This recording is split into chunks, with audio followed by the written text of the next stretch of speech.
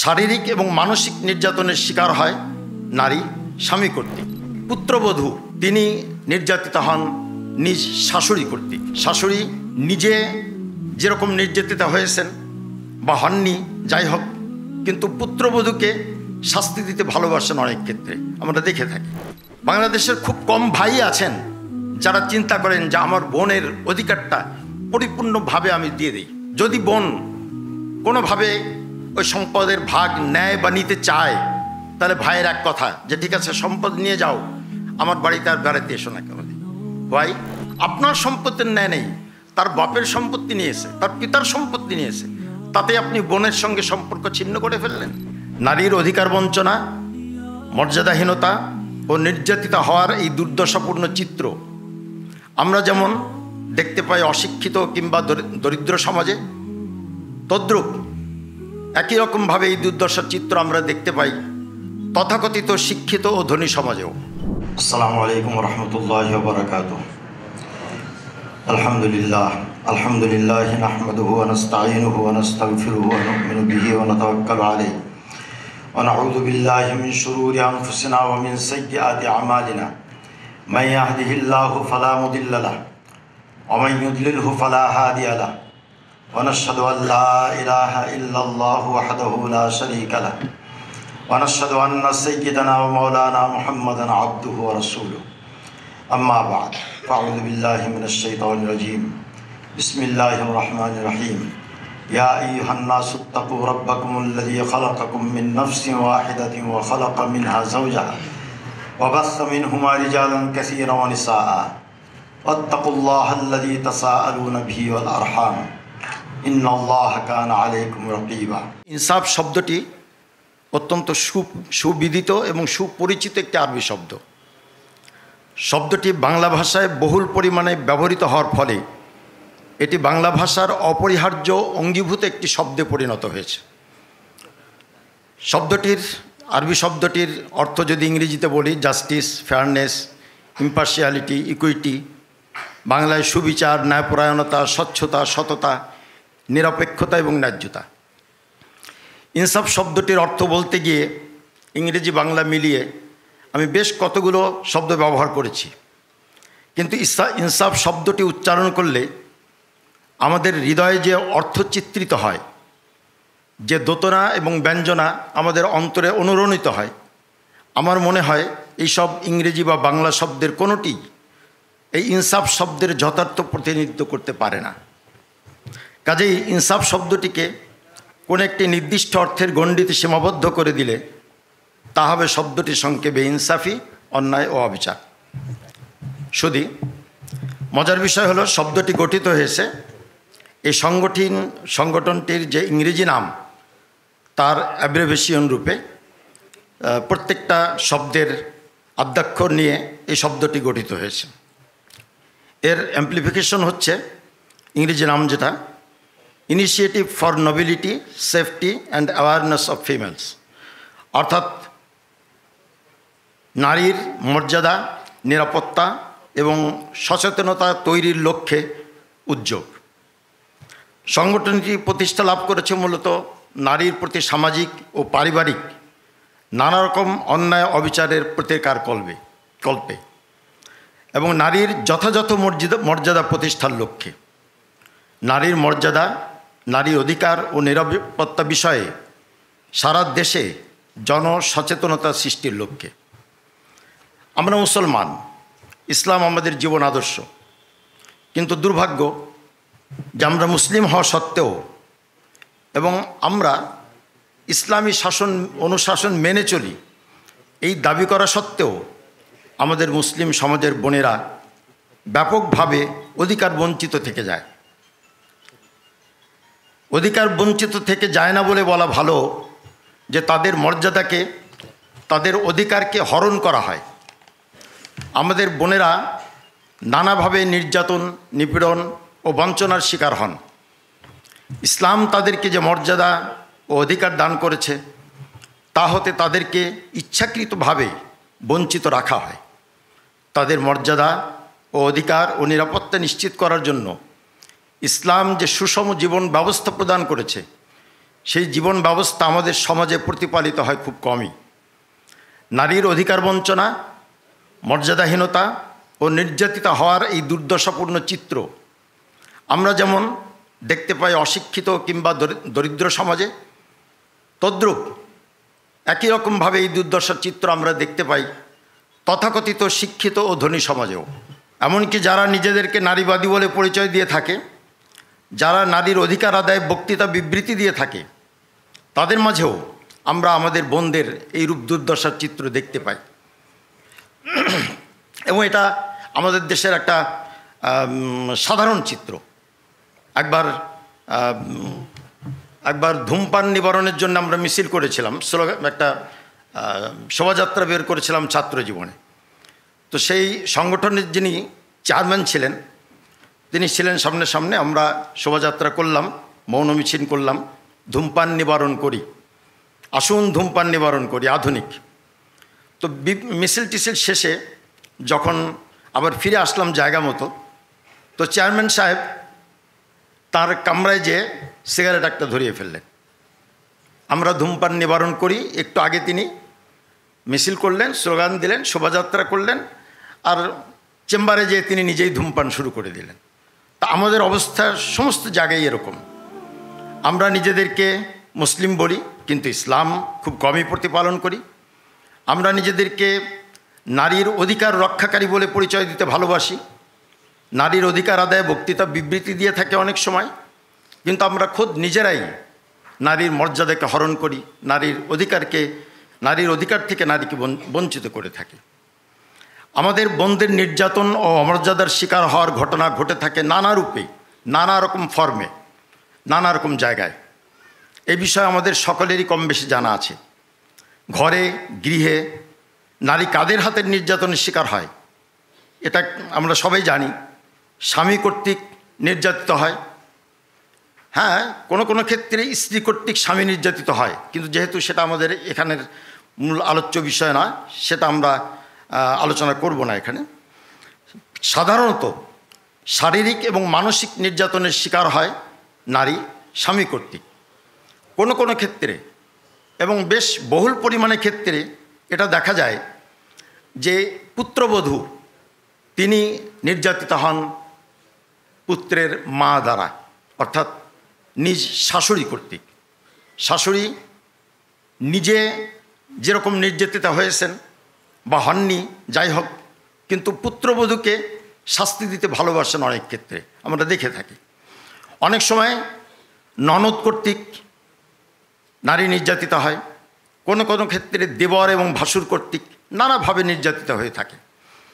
এরপর আছে পিতামাতা বা ভাই বোনের অবহেলা। যদি কোনো নারীর, বিবাহিতা নারী যদি শ্বশুরবাড়ির অশান্তি, স্বামীর সঙ্গে তার অশান্তি, স্বামীর যৌতুকের ব্যাপারে স্বামীর চাপ, শ্বশুর শাশুড়ির চাপ ইত্যাদি নানা কারণে নির্যাতনের ঘটনা ঘটে থাকে, আর মেয়ে যদি তার বাবা মায়ের কাছে যে বলে যে আমার এই অবস্থা, তখন অধিকাংশ ক্ষেত্রেই বাবা মা বলে থাকে একটু সবর করো, ধৈর্য করো, ধরো, অ্যাডজাস্ট করে নাও।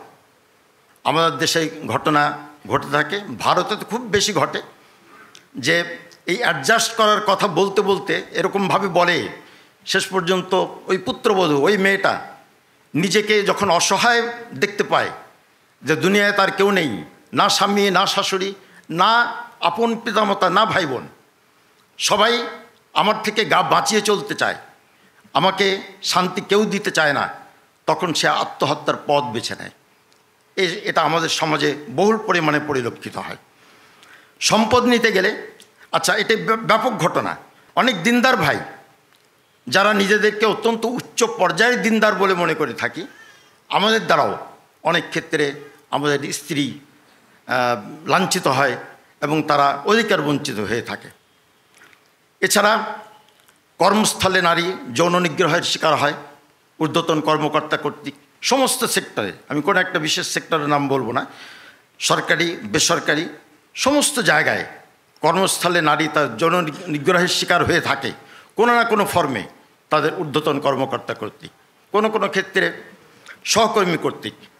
গণপরিবহনে নারীর নিগ্রহের শিকার হওয়ার বিষয়টি এটাও আমাদের কারো অজানা নেই যে গণপরিবহনে ব্যাপকভাবে নারী অ্যাবিউজিংয়ের শিকার হয়, অ্যাসল্টমেন্টের শিকার হয়, যৌন নিগ্রহের শিকার হয়ে থাকে। উত্তরাধিকারী হিসাবে নারীকে বঞ্চিত করার ঘটনা তো ব্যাপক ব্যাপক ব্যাপক একটি ঘটনা। দিনদার তারাও বিশেষভাবে ভাই তাকে বঞ্চিত করে থাকে। বাংলাদেশের খুব কম ভাই আছেন যারা চিন্তা করেন যে আমার বোনের অধিকারটা পরিপূর্ণভাবে আমি দিয়ে দিই। সমস্ত ক্ষেত্রেই ভাইয়েরা বোনদেরকে বঞ্চিত করার চেষ্টা করে থাকে। দুঃখের বিষয় হলো এক্ষেত্রে পিতামাতাও অনেক ক্ষেত্রে তাদের পুত্র সন্তানদেরকে প্রাধান্য দিয়ে থাকেন এবং কন্যা সন্তানকে অগ্রাধিকার মানে প্রাধান্য তো দেয়নি না, বরং বঞ্চিত রাখতে চেষ্টা করেন। লিখে দিয়ে যান পুত্র সন্তানের নামে সম্পত্তির ম্যাক্সিমাম অংশ বা প্রায় পূর্ণটা লিখে দিয়ে যান কন্যাকে সম্পূর্ণরূপে বঞ্চিত করে। আর যদি বাবা মা লিখে নিয়ে না যান তাহলে পরবর্তীতে ভাইয়েরা তাকে বঞ্চিত করে থাকে। যদি বোন কোনোভাবে ওই সম্পদের ভাগ নেয় বা নিতে চায় তাহলে ভাইয়ের এক কথা যে ঠিক আছে সম্পদ নিয়ে যাও, আমার বাড়িতে আর বেড়াতে এসো না কেন। ভাই আপনার বাড়িতে তো যে কোনো একজন মেহমান গেলে আপনি আদর সম্মান করেন, সে তো আপনার কাছ থেকে কোনো সম্পত্তি নেয় নেই বা আপনিও তার কাছে কোনো সম্পত্তি পান না। বোনের মানে ন্যায্য অধিকারটা শুধু নিয়ে গেছে, আপনার সম্পত্তির ন্যায় নেই। তার বাপের সম্পত্তি নিয়েছে, তার পিতার সম্পত্তি নিয়েছে, তাতে আপনি বোনের সঙ্গে সম্পর্ক ছিন্ন করে ফেললেন, বলে দিলেন যে আমার বাড়িতে আর আসবে না কোনো দিন। এটা ব্যাপকভাবে মনে করা হয় যে ও তো সব নিয়ে গেছে, এখানে আর কেন আসবে। এটা একটা ব্যাপক রোগ আমাদের সমাজে। তো এই নিয়ে এর লম্বা কথা, এ নিয়ে অনেকেই ব্যক্তিগতভাবে চিন্তা করেছেন এবং কাজ করেছেন। আমার জানা মতে প্রফেসর হজরত মরহুম হামিদুর রহমান সাহেব এবং তার ঘনিষ্ঠ ব্যক্তিবর্গ, এখানে বায়তুল মোকাররমের খতিব সাহেব আছেন হজরত মৌলানা আব্দুল মালিক সাহেব, হজরত মৌলানা আবুল বাসার দামত বারাকাতুহুম যিনি প্রবন্ধকার, ব্যক্তিগতভাবে এই বিষয়ে ব্যাপকভাবে কাজ করেছেন। কিন্তু সমাজে ব্যাপকভাবে বিস্তৃত কোনো রোগ দূরীভূত করতে হলে ব্যক্তিগত উদ্যোগ যথেষ্ট নয়, এটা আমরা জানি। প্রয়োজন সামষ্টিক উদ্যোগ এবং পরিকল্পিত এবং দীর্ঘস্থায়ী উদ্যোগ। এই চিন্তা থেকেই ইনসাফের সাধারণ সম্পাদক হজরত মৌলানা আবুল বাসার সাহেব দামত বারাকাতুহুম তার ঘনিষ্ঠ আলেম ওলামা ও দিনদার জেনারেল শিক্ষিত কিছু ভাইয়ের সঙ্গে আলোচনা পর্যালোচনা করত একটি সংগঠন দাঁড় করানোর চিন্তা করেন। সমাজের নানা স্তরের ও নানা শ্রেণী পেশার মানুষের সঙ্গে কয়েকটি বৈঠক শেষে ইনসাফ নামক এই সংগঠনটি বাস্তবে রূপ লাভ করে। আমাদের এই সংগঠনের মৌলিক লক্ষ্য উদ্দেশ্য হলো নারী যেন তার প্রাপ্য মর্যাদা লাভ করতে পারে এবং ইসলাম নারীকে যেখানে যেমনটা অধিকার প্রদান করেছে সেই অধিকার যেন সে পরিপূর্ণভাবে লাভ করতে পারে সে বিষয়ে পদক্ষেপ গ্রহণ। তাদের মর্যাদা ও অধিকার নিশ্চিত করতে আমরা যা যা করতে পারি এই সংগঠনের মাধ্যমে আমরা তা করার জন্য দৃঢ়ভাবে প্রতিজ্ঞাবদ্ধ। আর এর জন্য আমরা আশা করছি এই সংগঠন নিম্নোক্ত কার্যাবলী সম্পাদন করবে। শারীরিক ও মানসিক সহ যে কোনো নির্যাতনের শিকার মুসলিম অমুসলিম নির্বিশেষে যে কোনো নারীকে স্বল্প ও দীর্ঘমেয়াদী আইনি সহায়তা প্রদান আমাদের এই সংগঠনের একটা মূল লক্ষ্য। যদি আইনি সহায়তার প্রয়োজন হয়, আইনি সহায়তার আগে আমরা চেষ্টা করব কাউন্সেলিং করতে, পারিবারিক কলহ এবং দ্বন্দ্ব নিরসনের চেষ্টা করতে, বুঝিয়ে শুনিয়ে। ইসলামী শরিয়ার নীতিমালার আলোকে নারীর অধিকার বিষয়ে ব্যাপক গণসচেতনতা সৃষ্টি এই সংগঠনের একটি লক্ষ্য। সচেতনতা গড়ে তোলার লক্ষ্যে সারা দেশে নিয়মিত সভা সেমিনারের আয়োজন করার ইচ্ছা পোষণ করে এই সংগঠন। ইমাম ও খতিব ও আলোচকদের জন্য সচেতনতামূলক কর্মশালার আয়োজন করবে বলে আশা পোষণ করে এই সংগঠন। প্রয়োজনীয় লিফলেট বইপত্র প্রস্তুত করা এবং ব্যাপকভাবে তা প্রচার করা এটাও এই সংগঠন করবে বলে তারা সিদ্ধান্ত নিয়েছে। পারিবারিক কলহ নিরসনে কাউন্সেলিংয়ের ব্যবস্থা গ্রহণ, মিরাস বঞ্চিত নারীকে মিরাস পাইয়ে দিতে সংশ্লিষ্ট ব্যক্তিবর্গের সঙ্গে আলাপ আলোচনা করা, যারা বঞ্চিত করছে তাদেরকে নিজ বোন বা ফুফুদেরকে সম্পদ হতে বঞ্চিত করার ভয়াবহ কুফল সম্পর্কে ধারণা প্রদান করা এবং বোন বা ফুফুদেরকে প্রাপ্য সম্পত্তি বুঝিয়ে দিতে উদ্বুদ্ধকরণ এবং প্রয়োজনে নারীকে আইনি সহায়তা প্রদান। কথায় কথায় তালাক প্রদানের যে চর্চা সমাজে বিদ্যমান তা প্রতিরোধে তালাকের কুফল সম্পর্কে জনগণকে সচেতন করা।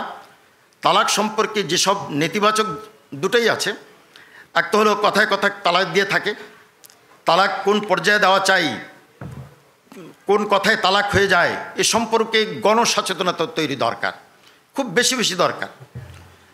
আবার এদিকে তালাক সম্পর্কে ইসলামোফোবিয়াদের মাঝে একটা নেতিবাচক ধারণা সমাজে বিদ্যমান, সেই ধারণাটাকেও আমরা দূরীভূতকরণের জন্য বিভিন্ন পদক্ষেপ গ্রহণ করার আশা পোষণ করি। তা আমি আমার কথাকে আর লম্বা করব না, মোটামুটি এই কতগুলো লক্ষ্য এবং উদ্দেশ্য আপনাদেরকে আহ্বান করা হয়েছে এই জন্যেই যে আপনারা আমাদেরকে সুপরামর্শ দেবেন এবং যত রকম সহায়তা প্রয়োজন, লজিস্টিক সাপোর্ট, তারপরে মানসিক সাপোর্ট, তারপরে দরকার হলে কায়িক সমর্থন, দৈহিক শ্রম এই সংগঠনের পিছনে ব্যয় করা, এবং সবচেয়ে বেশি সবার কাছে একদম ব্যাপকভাবে যেটা চাওয়া সেটা হচ্ছে এই সংগঠনের উদ্দেশ্য সিদ্ধির জন্যে এ যেন তার লক্ষ্যে পৌঁছতে পারে, গন্তব্যে পৌঁছতে পারে, সেজন্য সবার কাছে কায় মনোবাক্যে আল্লাহর কাছে যেন দোয়া করেন সবাই। এজন্য সবার কাছে অনুরোধ যে এই সংগঠনের জন্যে সবচেয়ে বড় যে পথেও আমরা সাথে নিয়ে চলবো আমাদের, সেটা হচ্ছে আপনাদের দোয়া। আর অন্যান্য সহায়তা যে যেমনটা পারে সেমনটা করবে, এই আশা ব্যক্ত করে আমি আমার বক্তব্য শেষ করছি। অনেক ভুল ত্রুটি হতে পারে, সেজন্য আমি আপনাদের কাছে ক্ষমা চেয়ে নিচ্ছি। ওয়া আখিরু দাওয়ানা আলহামদুলিল্লাহি রাব্বিল আলামিন।